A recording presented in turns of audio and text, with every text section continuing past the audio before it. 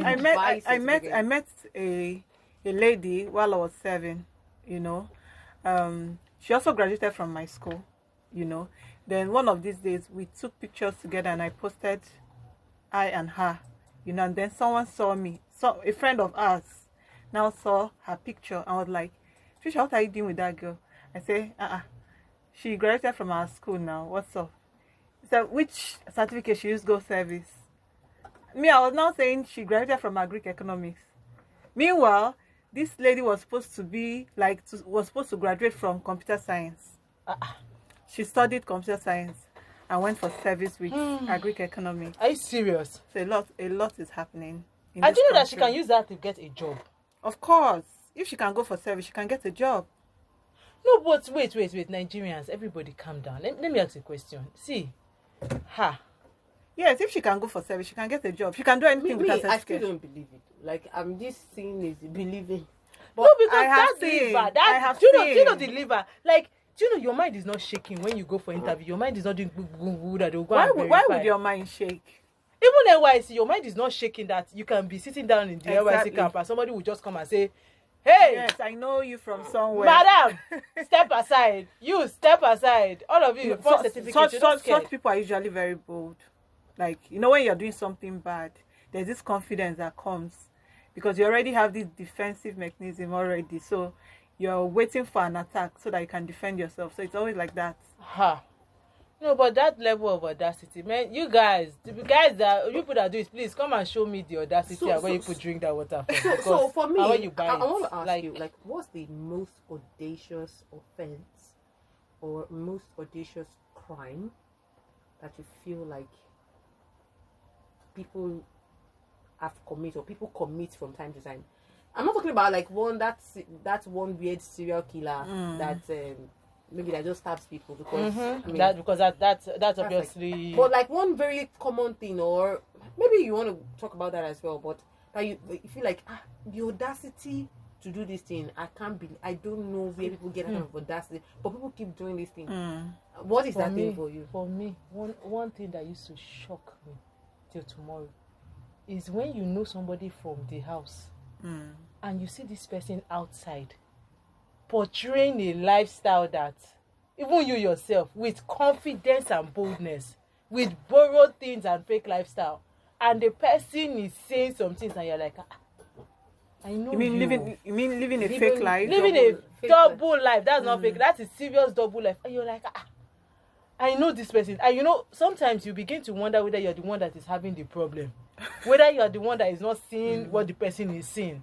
And then the person will tell you that, no, you have to package. In this Lagos, you package. Lagos and Abuja, they're the packaging people. You have to package. Fake it until you make it. And you were like, this is really a personality disorder. And the person feels it's okay with it. As far as even going to rent private jets to snap picture. So you feel like, really, the audacity. And then the person is saying, I know that good thing. And you're like, and you know, how you dress determines the quality of people you get to meet. Or the quality of people, or the quality of people you get to hang out with. I went to somebody's village with the person. God, some people. Well, finally, you're not telling us where you went to. No, this one is not now, but this one it was a long time ago. I went to somebody's village, and this is somebody that in Lagos, she stays in a service apartment. She has a dog. She's, so when I was looking at her, I was like, okay, our background, but it's just that thing was not aligning. I said our background, it cannot be so far from each other. Number one, her parents don't even stay in Lagos. Her parents don't stay in Abuja. Her parents don't stay in Port Harcourt. Her parents don't stay in Aba. Like, there are certain places that you will call, and you know that, okay, this person's parents are here, then ABC is supposed to be happening. Yeah. Do you know where her parents stay? Right. I went to her village. The house her parents were staying in, something like a face to slap or something, in the village. Red sand. But she's in the city. So when you see her and she's talking, in your mind, you feel this girl, her parents must be abroad. There must be something. Abandoned. When I was even serving, there's even one. That one, I think that was my first experience with this lifestyle thing. This girl was my friend. We go to make our nails together. We do our hairs together and all. And this girl, she lost an opportunity to marry somebody because she actually lied. And I think her own was even on a higher level because she would call her mom and say, hello, mommy, what car are you going to buy for me when I graduate? And her mom would say, okay, do you like this? Do you like this? And in my mind, I was her like, mom was her mom! I like her mom, not fake her mom. Was the person that gave birth to really? her. And I was shocked because I spoke with mom several times over the phone. And I knew that this is her mother, this person that gave birth to her. And in my mind, I was like, see, even at that point, I'll call my mother and say, hello, mom, which car are you going to buy? Just slap, through the phone, like, my brain would be reset. Like, so what happened? Her parents were that rich? Her parents were staying in a slum in this Lagos. Slum. So in Lagos. Who is the person that has been talking to her, pretending to be her mom? So the mom. Okay. This other girl. This second person I'm talking about. No, hold on. The same mom that stays in the slum. Yes. Is the one that says. That she will call and say, which car are you going to buy for me? She's going to buy her Lamborghini. Say, okay, let's have this car. And they'll be making the call in front of the guy that wants to get married to her. Lying. They were both lying. And then I found out that another guy totally was funding her lifestyle. And that guy that was funding her lifestyle actually knew that she's from the slum, even though she's always lying and all. Because when they had an issue, the guy told me, said, this girl is from this background. Like, I couldn't even believe. The guy knew and he was still funding her lifestyle. He was still funding her lifestyle and he was willing to get married to her. But she knew that this other person, his family status was higher than this other guy that is funding her. Oh. So in front of this guy, she was, pretending and all. Finally, after NYC, now the guy even proposed and all, the one from the bigger family. The one from the bigger family did the kneel down and all, the paparazzi and all, give her a ring and all. So, let's go and meet your parents now. Good. What did you do? Let's go, Abby. Let's go and meet your parents. Yeah. Okay. If you know where I heard the story from another of our friends, the guy was like, he was going through one place and he was wondering.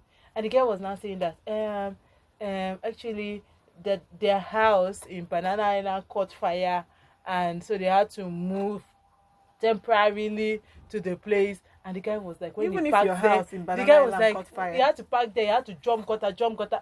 Anyway, maybe the guy just saw the house, saw the mother, saw everybody, because he talks to the mother over the phone. It wasn't an issue of go come. There and there, he made up his mind. He did not even stress himself as he entered his car and turned around. He did not even tell her, give me back my ring. He just told her, you see the ring, go and sell it. Use the money to take care of yourself.